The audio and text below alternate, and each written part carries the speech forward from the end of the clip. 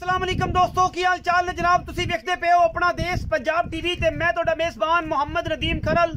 सब तो पहले अपने चैनल को करना है सबसक्राइब ते बेल आइकन ते क्लिक करना है कि अच्छी ते बेहतरीन वीडियो तो नोटिफिकेशन हमेशा ही तरह वीरां नूं मिलदा रहे, वीर वेखदे रहन। अज फिर अल्लाह दे खास फजल दे नाल एक प्योर नीली दा दाना लेके हाज़र होया और इंशाल्लाह वीर वेखणगे, राजी होणगे, इंशाल्लाह दिल हो जाएगा गुलाब वर्गा। लेने देने मुकद्दर ने अपना देश पंजाब टीवी ने हमेशा बेहतरीन नीली रावी दे और नायाब हीरे दिखाए ने। कैमरे की निगाह दे विच पहलन जनाब झोटी लैके हाज़र होया। रुग रुग दा सोहना थन, थब्बियां दे हवाने घर दी जनाब झोटी, कतरी कतरी सिर, अखां दोवें ही सामने जवाब, शाह काली मुश्कन इको रंग दी और पूछल दा सिट्टा सिर्फ थोड़ा जिहा चिट्टा है, बाकी लेने देने मुकद्दर होंदे ने। अपना देश पंजाब टीवी नीली बार दे बेहतरीन और नायाब हीरे हमेशा दिखांदा है, जिहदे विच कोई दो राय नहीं।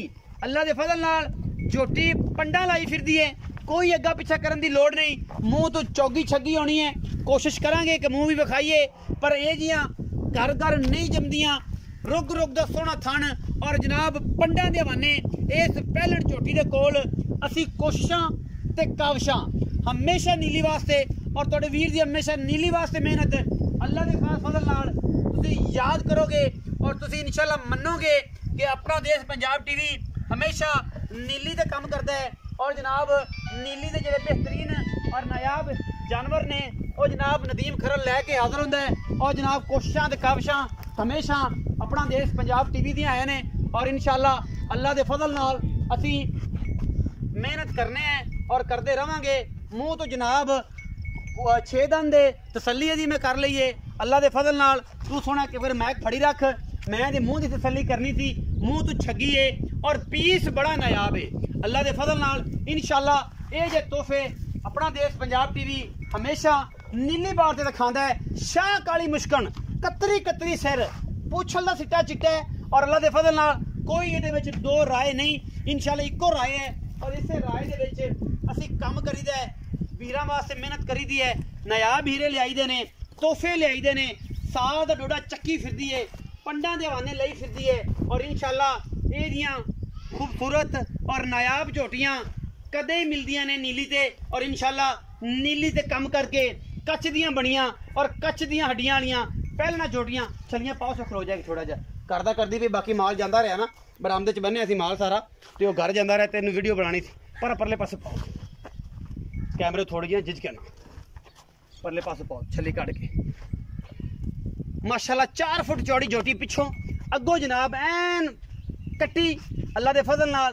ये जे तोहफे घर घर नहीं जमदे इंशाल्लाह ये जनाब घर दा दरेक करती पई है, घर दी वजह तो करती पई है, पंडां दे हवाने लई फिरदी है और इंशाल्लाह तोहफे हमेशा अपना देश पंजाब टीवी ते तुहाडा वीर नदीम खरल हमेशा लैके हाज़र हुंदा रहिंदा है। और जनाब गरंटियां साडियां सारियां हर चीज़ दियां इंशाल्लाह, थणा दियां, पिछे दियां, दंदां दियां, हर शै दियां गरंटियां और अल्लाह दे फजल नाल ये जे नायाब हीरे हमेशा असी कोशिश करी दी है कि लैके हाज़र होइए और तोहफे अपना देश पंजाब टीवी ने हमेशा विखाने ने। ये जनाब पहलड़ झोटी वीरां दी नज़र लैके आए हैं हाज़र और इंशाल्लाह ये घरेलू जानवर है और जनाब सोहना मेरा वीर जड़ा है जी इन्हां दे घर दी ए जनाब पिछे माल सारा है, माल दुआ करके असी जनाब ये झोटी दे असी जनाब हाज़र होए हैं और वीरां वास्ते तोहफा लियांदा है। ये सोहना वीर तो छोटा वीर ये जनाब स्टूडेंट है, वाल साहब दे नहीं ने, उन्होंने फ़ोन तो बड़े किते ने बट मिलन नहीं हो सकिया और जनाब ये सारियां गल्लां ਜਿਹੜੀਆਂ ने ये भाई छोटे नाल ही आपां करनियां ने और इंशाल्लाह मैं दोबारा सारी गलबात इस घर दी है तो उन्होंने सारा पता है। अस्सलाम वालेकुम जी, की नाम सुने? रमीज़ वट्टू।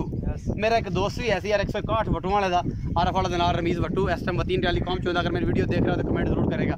रमीज़ वट्टू, अच्छा सोने ये दस किन्नी पढ़ना? मैं 10वीं च पेपर हो रहे होने फिर तो। अच्छा ये जी मझ है ये किन्नवा सो? पहले ने कर दी। हाँ जी। किन्ने दिन लैंदी रमीज़? 5-7 दिन लै जाएगी। 5-7 दिन लै जाएगी। अच्छा मैं दी पिछे पिछे शक शुक तो कोई नहीं? कोई टेंशन फिट फाट ऐ सोंदे रंगी। हाँ जी।